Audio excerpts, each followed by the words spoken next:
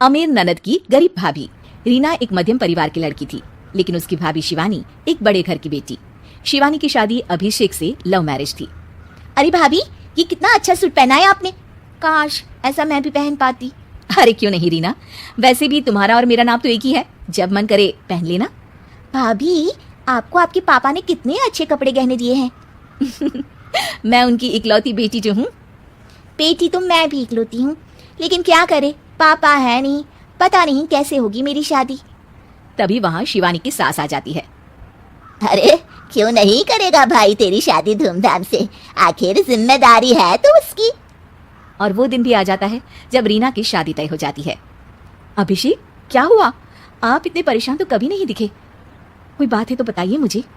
अरे शिवानी, वैसे तो शादी का सारा इंतजाम हो गया है, लेकिन गहनों का रेट तो आसमान छू रहा है। कैसे क्या करूं, कुछ समझ में ही नहीं आ रहा। थोड़ी देर में शिवानी अपने पूरे गहने अभिषेक के सामने रख देती है। ये लीजिए, गहनों का इंतजाम भी हो गया। अरे नहीं नहीं शिवानी, मैं ये गहने किसी हालत में भी नहीं ले सकता। ये तुम्हारे पिता ने तुम्हें दिया था, और तुम हो कि। तभी वहाँ सास आ जाती है।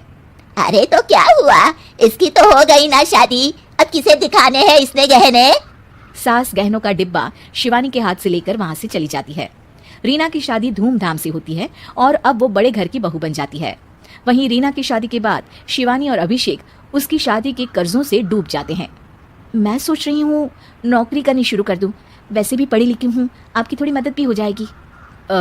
वैसे शिवानी कुछ दिन कर लो तो अच्छा ही होगा, क्योंकि ज़रूरत भी है। अब शिवानी भी नौकरी करने लगती है और घर खर्चे में अभिषेक का हाथ बटाती है। एक दिन शिवानी, रीना का फोन आया था, कह रही थी कि आने वाले त्योहार में उसके ससुराल जाना है। ठीक है माँ। अरे ठीक तो है, लेकिन एक काम कर लेना, उसके सास ससुर से लेकर पूरे खानदान के कपड़े मिठाइयाँ सब ले आना, और हो सके तो रीना के लिए छोटे से कान में पहनने के बूंदे भी।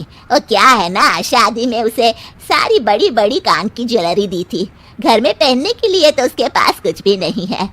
शिवानी सोच में पड़ जाती है कि वो क्या करे, क्योंकि कर्जों और घर के खर्चों के बाद तो पैसे बचते ही नहीं थे। शिवानी फिर अपने पिता को फोन करती है और उनसे पैसे मांगती है।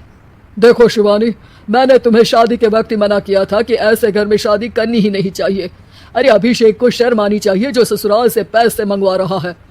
शिवानी को पिता की बात पर गुस्सा आ जाता है। आप मेरे पिताजी हैं और मैं परेशान थी, इसलिए आपसे मदद की उम्मीद की पापा।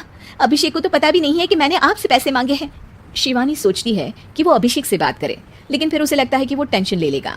तभी शिवानी की नजर हाथ के कंगन पर पड़ती है, सीधे बाजार जाती है और उसे बेचकर ननद के घर ले जाने का सारा सामान लेकर आती है और सास के सामने रख देती है। हाँ ठीक है, लेकिन फल थोड़े और अच्छी क्वालिटी के होने चाहिए थे। शिवानी कुछ नहीं कहती, वहां से चली जाती है। एक दिन शिवानी, रीना का फोन आया था, बहुत रो रही थी। क्यों माँ, क्या हुआ? सब ठीक तो है ना उसके ससुराल में? अरे तूने तो उसकी नाक ही कटवा दी। अब मैंने क्या कर दिया माँ?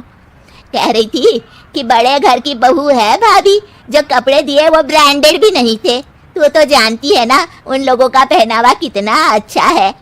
तू तो मेरी बेटी का भला कभी सोचती नहीं। हाय भगवान, अरे बड़े घर की बहू है, इसी बात की जलन है ना तुझे, लेकिन याद रख मेरी बेटी का सोचने के लिए भगवान है, तुम लोग कभी उसका बुरा नहीं कर पाओगे। अब शिवानी के मन में सवाल था कि क्या ईश्वर सिर्फ रीना के साथ है, उसके साथ नहीं? लेकिन उसे सुकून था कि वो अभिषेक के साथ उसकी जिम्मेदारियों को निभाने में बराबरी की हकदार है।